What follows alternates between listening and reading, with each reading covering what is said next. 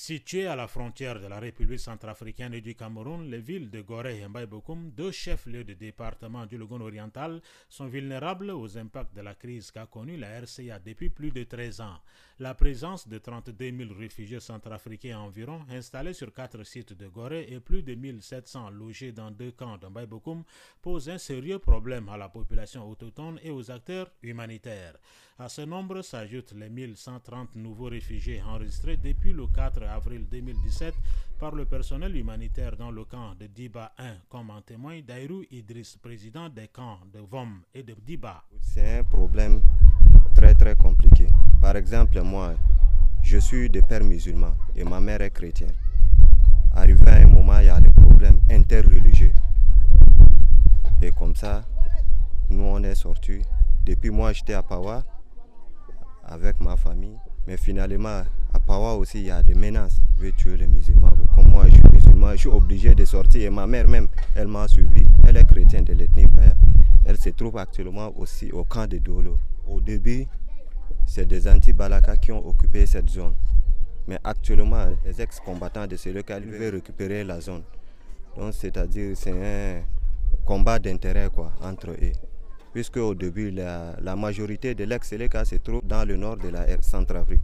Mais actuellement, vers la zone de Luampende, il y a l'équipe de Seleka qui commence à regagner. Donc c'est pourquoi la majorité de ces gens sont obligés de quitter le pays. Il y a 16 préfectures en Centrafrique, mais presque 12 préfectures sont dans la main des rebelles, des armées non identifiées. Dans le groupe de nouveaux réfugiés, il y a des hommes et des femmes mariés qui ont pu échapper à la répression des groupes armés sans leurs partenaires. Ils se disent très inquiets pour leur famille et racontent leurs mésaventures. C'est l'arrivée seulement de Seleka, ils ont quitté Pawa pour venir jusqu'au niveau de Ban.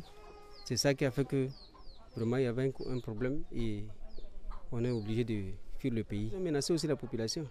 Pendant la transition, jusqu'à présent, on attend seulement la paix pour que la paix revienne dans notre pays, mais de jour en jour, le problème se multiplie seulement. Nous, on ne sait pas. C'est jusqu'à quand que la paix va revenir dans notre pays, nous, on ne sait pas. Nous demandons seulement au président vraiment de faire un effort de ramener seulement la paix au pays, parce que les gens sont en train de souffrir maintenant partout. Oui, je suis marié, je ne suis pas venu avec ma femme. Elle est restée au pays.